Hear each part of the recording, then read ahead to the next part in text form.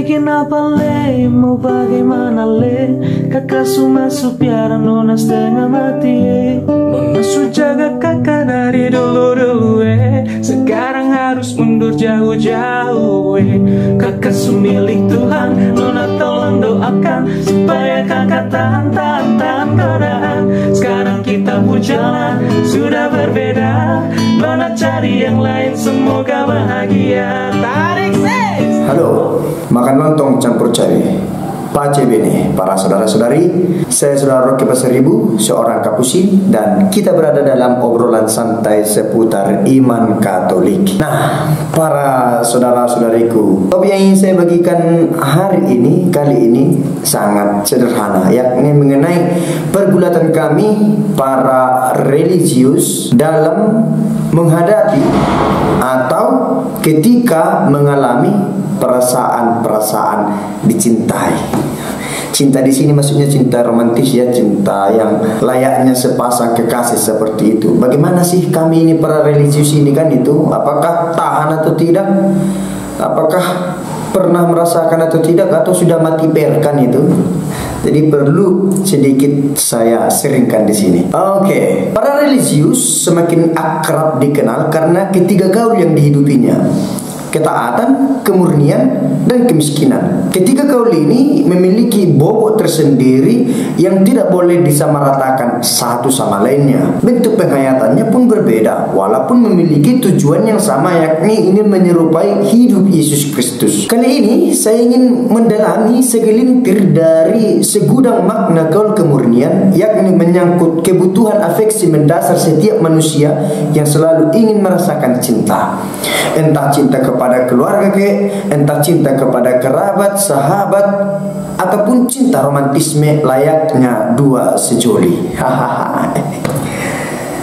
Aku selalu hati-hati dalam membahas topik semacam ini. Ngeri apabila saya salah ucap, akan berbuntut panjang. Saya mendapat inspirasi dari sebuah buku, yakni Saat Jubah Bikin Gerah, Part 1, part pertama, bagian pertama, yang ditulis oleh Paul Suparno, seorang Jesuit. Saya tidak kenal beliau, saya mengenal beliau hanya lewat tulisan-tulisannya. Pengalaman ingin mencintai atau dicintai bukanlah hal tabu dalam setiap manusia. Nah, para religius dikenal sebagai orang-orang yang tanda petik menolak bentuk cinta romantisme atau eksotis dengan orang lain, dengan lawan jenis. Karena apa? Dasarnya sudah jelas. Kami sudah terikat dengan gaul kemurnian, dan panggilan hidup kami berbeda dengan panggilan hidup saudara-saudari yang ada di luar. Nah, pertanyaannya, bagaimana kami menyikapi kalau seandainya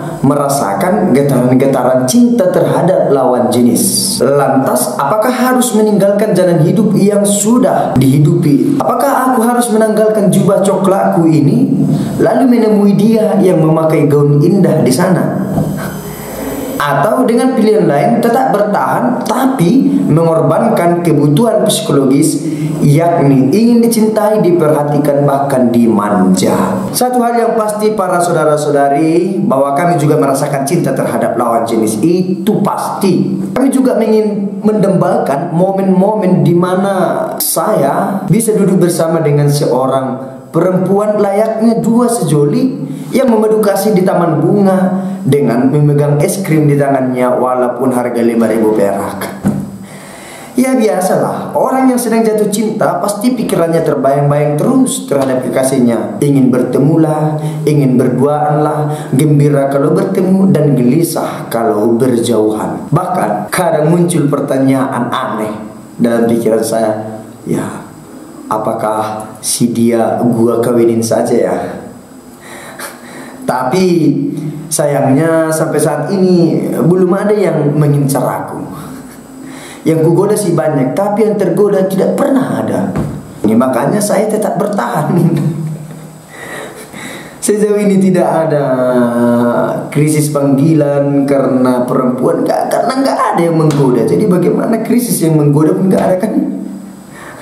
Oke, masuk ke inti pembahasan. Dalam menghadapi situasi seperti ini, para religius kerap dilema antara bertahan atau tunduk pada dorongan perasaan yang bisa saja belum pas. Konsekuensinya ialah kami kerap terjebak dalam keputusan yang tidak seimbang, tidak objektif, dan terkesan dipaksakan. Kita tahu, keputusan yang tergesa-gesa kerap meninggalkan suatu penyesalan. Suatu keputusan keliru apabila merasakan getaran cinta terhadap lawan jenis, langsung meninggalkan panggilan yang mungkin sudah dihidupi beberapa puluh tahun lamanya. Bagiku sendiri, pengalaman jatuh cinta menjadi suatu peristiwa efektif untuk mempertanyakan kembali kualitas panggilan dan kesungguhan diri dalam menghidupi panggilan ini menjadi religius. Indahnya cinta romantisme menjadi batu uji bagiku untuk mengetahui seberapa besar aku, seberapa besar kesungguhan diriku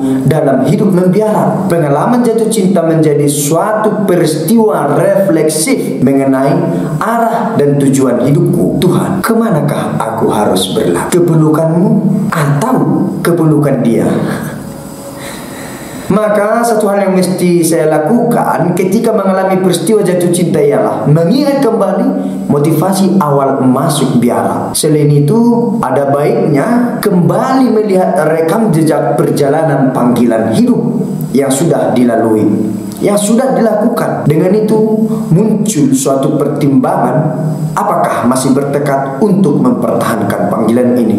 Aku, kamu, kita semua berjuang mempertahankan apa yang telah kita mulai. Ingat, ungkapan religius sebagai manusia biasa tepat pada porsi tertentu, tapi tidak selalu menjadi argumen untuk membenarkan segala sesuatu. Religius memang manusia biasa, tapi manusia biasa juga bisa suci.